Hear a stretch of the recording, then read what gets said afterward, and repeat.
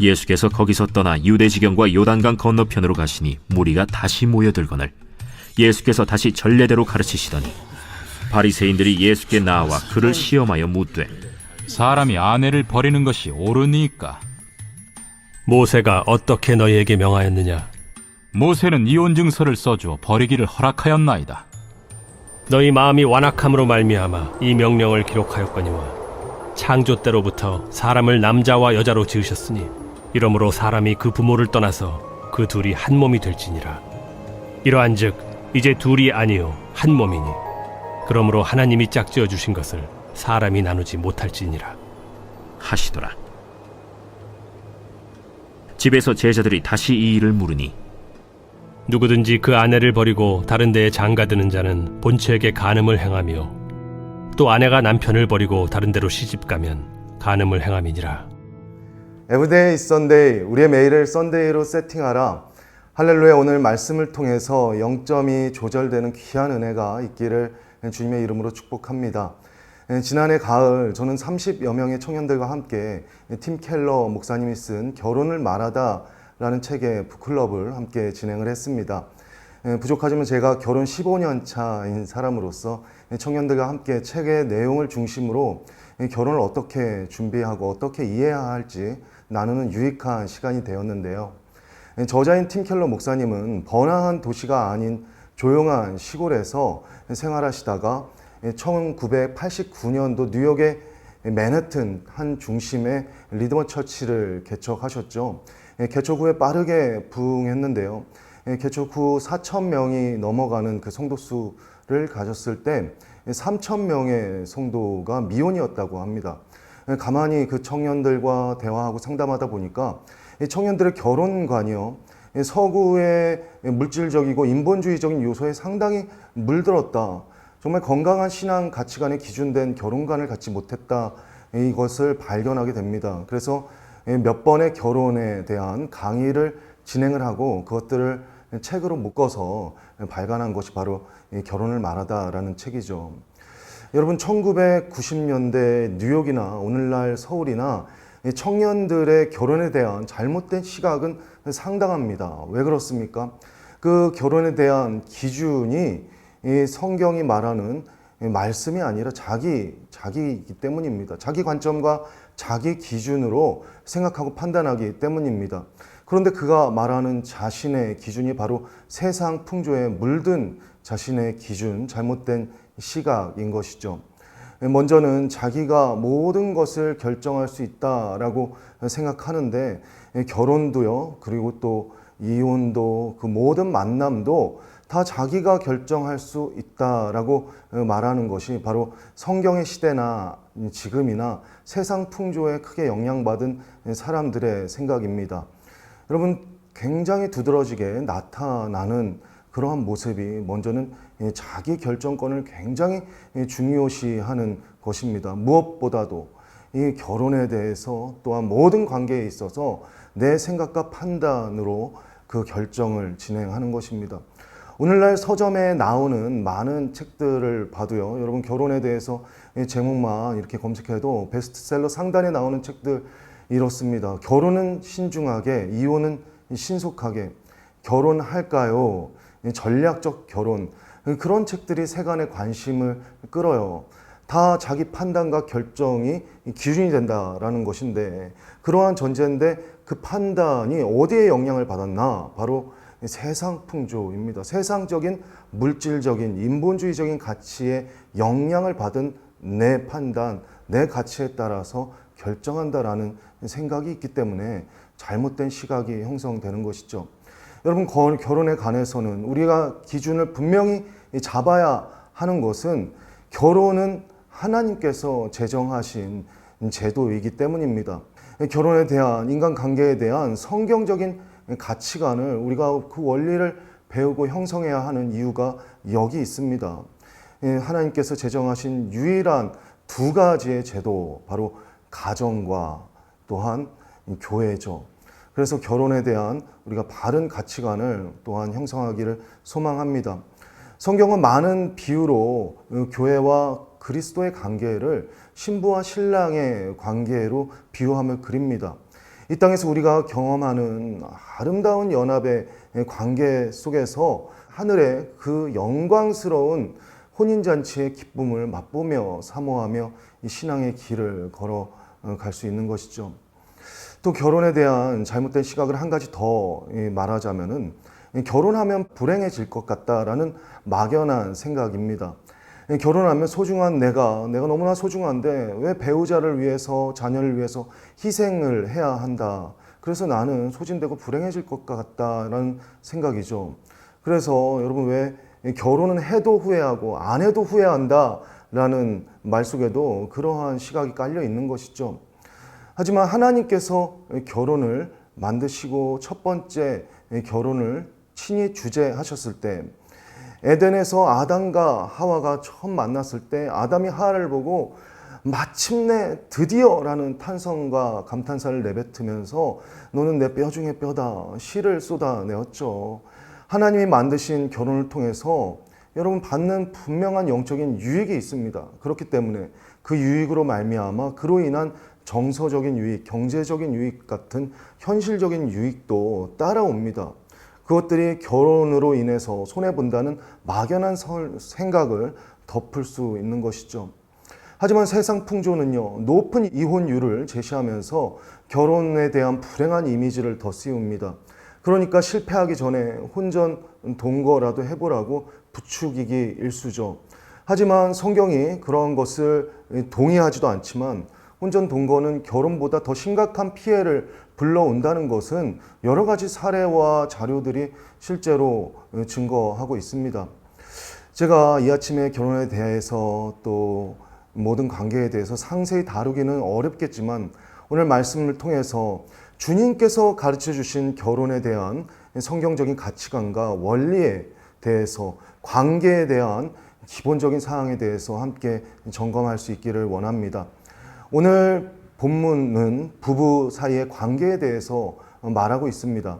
저는 오늘 본문이 결혼과 이혼에 대해서 나누지만 아직 미혼이신 분들과 또 안타깝게도 일찍 사별하신 분들 그리고 정말 마음 아픈 이유로 이혼하신 성도님에게도 이 본문을 통해서 인간관계와 이후의 새로운 관계 형성에 도움이 되는 주님의 귀한 교훈이 있으리라 믿습니다. 먼저 본문 2절 말씀을 보면 바리새인들이 예수께 나와 그를 시험하여 묻되 사람이 아내를 버리는 것이 옳으나이까? 여러분 바리새인들이 예수님께 찾아왔어요. 그러면서 사람이 자기 아내를 버리는 것이 옳습니까? 묻습니다. 옳다 아니다 라는 답을 달라는 것입니다. 이분법으로 분명히 그 답을 하라라는 것입니다. 그들은 가르침을 받기 위해서 예수님을 찾아오지 않았습니다. 그들의 질문한 이유는 예수님을 시험하고 예수님을 책잡기 위한 것이었죠. 이혼에 대한 질문의 답변을 통해서 예수님을 공경에 빠뜨리기 위함입니다. 이혼해도 될까요? 라는 단순한 질문인데요.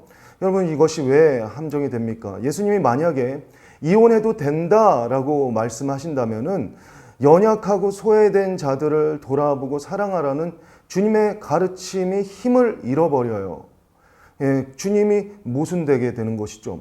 그런데 주님께서 이혼하면 안 된다 하신다면은 이혼할 수 있는 단서가 모세의 율법에 기록되어 있거든요. 그것을 깨트리는 것이죠. 율법을 깨트리는 것입니다. 그리고 헤롯 왕을 공격하는 것이돼요. 당시 헤롯 왕이 율법을 악용해서 자기 동생의 아내를 빼앗아서 자기 아내로 삼았죠. 율법을 근거해서 악용한 것이죠. 세례 요한이 그러한 악행을 고발하자 세례 요한을 참수하지 않았습니까? 똑같은 도시간에 예수님께서 이혼을 반대할 경우 율법을 깼고 헤롯 왕의 표적이 될 수 있도록 예수님을 함정에 빠뜨리려 한 것이죠. 이 진퇴양난의 상황 속에서 예수님이 어떻게 하셨겠습니까? 본문 3절 말씀에 이르시되 모세가 어떻게 너희에게 명하였느냐. 주님은 신명기 율법을 말씀하시면서 그 이혼을 허락한 조항은 분명히 하나님의 친명령이 아니라 모세의 명령인 것을 분명히 말씀하신 것입니다. 전능하신 예수님은 모든 것을 알고 계시죠. 왜 이들이 질문하는지 알고 주님은 속지 않으십니다. 여러분 모세 율법이 왜 이혼을 명시해 두었겠습니까? 모세율법이 여러분 1차적으로 누구에게 쓰여졌어요? 모세율법은 출애굽 이스라엘 백성에게 쓰여진 것입니다. 그들이 출애굽 자유를 얻었지만 430년 종살이하면서 그들의 생각과 감정과 몸에 익은 모든 것들은 애굽의 가치관, 애굽의 풍조에 배어 있었어요. 그러니까 사람을 만나는 것도, 사람을 대하는 것도, 결혼을 하는 것도, 헤어지는 것도 어떤 식으로 해요? 하나님의 말씀과 하나님의 마음의 기준이 아니라 자유를 얻었지만 여전히 세상적인 방식, 자신이 기준된 방식에 따라 행하기 일쑤예요. 그러니까 이혼할 때도 그냥 내 마음에 안 들면은 그냥 내쫓아 버리고 내 힘대로 하기 일쑤입니다. 그러니까 그 율법 조항에 있어서 이혼 증서라도 써주라 라고 말을 한 것입니다. 여러분, 하나님께서는 사랑이시잖아요. 하나님의 백성이 사랑으로 잘 살길 원하세요. 서로 사랑하고 하나님을 사랑하는 삶을 살기를 원하십니다. 그렇지만 애굽 풍조와 세상에게 물든 그 완악함으로 이 사람들을 쫓아내는 것이죠. 그래서 주님께서는 그렇게 하지 않고 연약한 사람들, 이혼 증서도 없이 그 여인이 쫓겨나면은 재혼도 할 수 없어요. 아무것도 할 수 없습니다. 경제 생활을 영위할 수 없기 때문에 그가 아무것도 할 수 없어서 굶어 죽을 형국에 몸을 파는 곳으로 들어가는 가련한 여인들도 발생했기 때문에 율법이라는 최소한의 사랑과 배려의 장치를 통해서 이혼 증서를 써주거라. 주님의 사랑이 나타나는 것이죠. 여러분, 관계에 있어서, 모든 관계에 있어서 주님의 그 헌신적인 사랑이 담겨 있다는 것을 우리가 기억할 수 있어야 합니다. 어느 분이 신앙생활을 제대로 잘하고 싶은데, 가정을 잘 세우고 싶은데 배우자가 너무나 신앙생활을 못마땅하게 잘하지 못하는 것이에요. 그래서 왜 나는 이렇게 열심히 하고 잘하는데 저는 하지 못할까? 하나님, 너무나 답답해요. 하나님, 잘했으면 좋겠어요. 기도를 하는데 하나님께서 그분에게 주시는 마음이 내가 너무 사납다라는 것이에요. 왜 그가 행동이 하나님 앞에 바르지 못하잖아요. 하나님, 그를 바르게 주님 잘 믿게 해주세요 했는데 그가 하나님께 들은 마음은 너가 너무 사납다. 그 음성을 들은 거예요. 여러분, 관계 도시간에 이혼이 옳습니까? 그럽니까? 이런 관계의 모든 것이 옳습니까? 그럽니까? 그 전에 그 관계에 그 섬세한 주님의 배려, 따뜻함과 그 사랑이 배어 있는지 우리는 묵상하며 생각할 수 있어야 합니다. 혼인과 가정과 관련된 모든 관계에 있어서도 사랑과 배려가 배어 있어야 한다는 것을 오늘 주님은 우리에게 말씀하고 계십니다. 예수님께서 말씀하셨어요. 완악함으로 말미암아 이혼 증서를 써주고 그 이혼하는 것을 허용한 것이다 라고 말씀하셨죠. 완악하기 때문에, 연약한 자를 그대로 사지로 몰기 때문에 사랑과 배려의 측면에서 그 관계의 마지막도 그렇게 너무 악한 곳으로 가지 않기 위해서 보호해 준 것이다. 그러니까 하나님의 본뜻은요, 그냥 이혼을 마구잡이로 허락하라는 것이 아닙니다. 바리새인들은 이것들을 가지고 아주 근본적으로 이혼을 허락할 때 간음 가지고만 이혼할 수 있다. 혹은 모든 것을 다 가지고 이혼할 수 있다. 밥만 태워도 이혼할 수 있다. 그렇게 싸웠어요. 하나님은 이혼을 허락할 수 있게끔 한 최소한 장치도 사람 마음이 너무나 하나님의 마음과 멀고 완악해지니까 만날 때도 사랑과 배려가 필요하고 헤어지는 그 어쩔 수 없는 상황이 생겨도 그곳 가운데 함께 사랑으로 하는 것이 하나님의 뜻이지만 헤어지는 경우에도 너희가 악은 행하지 말아라. 이혼 증서는 써주고 헤어져라. 그런데 그것을 잡아서 어떻게 이혼을 모든 상황에서 잘할 수 있을까? 그것을 골몰하는 것이죠. 주님이 얼마나 마음 아팠겠습니까? 주님이 얼마나 우르셨겠어요. 연약함을 보살피고 배려하라는 뜻을 가지고 그들은 서로 그 문서 조항을 가지고 엉뚱하게 싸우며 우기고 있어요. 하나님은, 주님께서는 말씀하고 계시는 것입니다. 내가 친히 주재한 이 성스러운 결혼과 가정의 연합이 깨어지지 않기를 바란다. 에덴에서 행복했던 아담과 하와와 같이 너희가 서로 사랑하고 아끼고 위해 주기를 나는 원한다. 그러나 죄가 들어와 너의 완악함으로 행할 때 그 가정이 깨어진다면 연약한 이도 살게 하기 위해서, 다시 시작하게 하기 위해서 서로 내어주고 서로 사랑하기 위해서 내가 그 모든 것 가운데 배려를, 사랑을 행할 수 있게끔 너희에게 그것을 허용한 것이다. 내 마음을 이해해 주지 않겠니라고 주님은 이 말씀을 통해서 말씀하고 계신 것입니다. 여러분, 그렇습니다. 하나님의 뜻은 모든 관계에 그 사랑과 존중과 배려가 담겨 있는 것이에요. 어떠한 이론이 아닙니다. 가정을 소중히 여기고 가정을 믿음 안에서 사랑과 희생으로 잘 지키는 것이 너무나 중요하다는 것입니다. 부족한 두 사람이 함께 모여서 하나 되는 것, 그 결혼의 목적은요, 다른 누구 앞이 아닌 서로를 하나님 앞에서 사랑하면서 거룩을 주님 앞에 추구하는 것, 그것이 바로 결혼의 목적이요 주님의 뜻입니다. 자, 이후로 10절과 12절 말씀을 보면은 주님께서 재혼에 대해서 말씀해 주고 계시는데요. 배우자를 버리고 재혼한 사람들은 간음하는 것이다 라고 말씀하고 계십니다. 이것은 재혼 자체가 간음이다 라는 말이 아닙니다. 헤롯처럼 유욕에 눈멀어서 자신의 배우자를 버린 것이 바로 간음이다 라는 것입니다. 마음의 완악함으로 세상 풍조와 욕망에 눈멀어서 그 율법까지도 자기중심적으로 끌어다가 구실을 찾아서 이혼하고 다시 재혼하는 이들의 위선을 주님께서는 드러내신 것입니다. 자, 마가복음 전체에서 오늘 우리가 함께 살펴본 10장은 굉장히 중요한 의미가 있어요. 주님께서 갈릴리에서 모든 사역을 마치시고 마지막 예루살렘 여정에 오르셨어요. 무엇을 향해 가고 계시죠? 십자가의 희생과 영광을 향해 주님은 그 섬김의 길을 가고 계십니다. 주님께서 그 길에 그 남은 시간 친히 사랑과 배려의 헌신의 제자도를 가르쳐 주신 내용이 바로 본문 마가복음 10장인데요. 마가복음 전체의 요절인 10장 45절 말씀, 인자가 온 것은 섬김을 받으려 함이 아니요 도리어 섬기려 하고 자기 목숨을 많은 이들의 대속물로 내어주려 함이라. 여러분, 주님은 사랑과 배려, 그 섬김의 제자도가 그냥 믿는 사람들, 믿음 좋은 사람들 사이 교회 안에서만 적용될 수 있는 것이 아니다. 일상의 모든 관계에도 이 제자도가 적용되길 원하셨어요.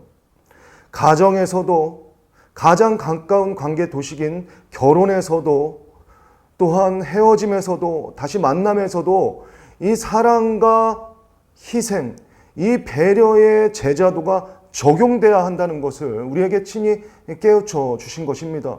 그러므로 여러분, 우리가 결혼과 만남에 있어서 기억해야 하는 것이 무엇입니까?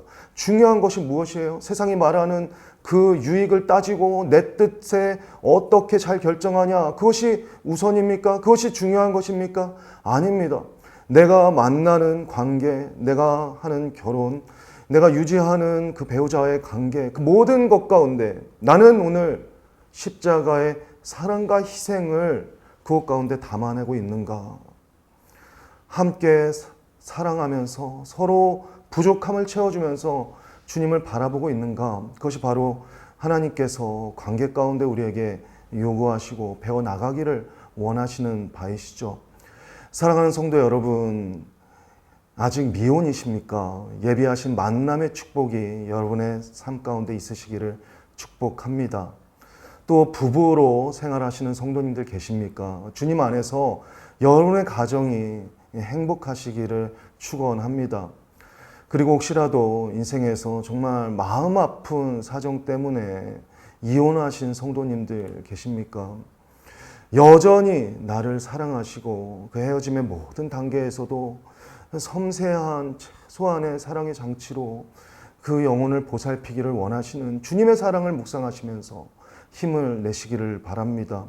또 재혼하신 성도님들 계시다면 주님 뜻 안에서 행하며 아름다운 연옥으로 행복한 삶 살아가시기를 주님의 이름으로 축복합니다. 이 시간 함께 기도하겠습니다. 하나님 아버지, 인생의 모든 나날 가운데 주의 선하심을 묵상하며 주님을 따라가길 소망합니다. 하나님, 많은 상황 속에서 깨어진 아픔이 있고 또한 나그네의 길에서 하나님 부족한 우리의 모습을 직면할 때가 있습니다. 하지만 모든 관계 속에서 서로의 부족을 채워주려고 사랑과 희생의 도를 실천하라고 그 만남을 허락하실 주님을 또한 주님의 뜻을 우리가 묵상합니다. 모든 관계 속에서 그리스도의 향기 나는 아름다운 연합이 일어나는 성도의 삶 살게 하여 주시옵소서. 그리하여 이 땅의 가정에서의 연합이나 성도의 교제, 그 모든 만남이 천국에서 신랑 되신 예수님과 완전한 연합의 실제를 경험하는 그림자와 같은 것이다. 그래서 주님을 더 사랑하며 따르는 모든 관계성 될 수 있도록 주님 깨닫고 주님 따를 수 있는 모든 하나님의 사람들 될 수 있도록 우리를 인도하여 주시옵소서. 예수님의 이름으로 기도드립니다. 아멘.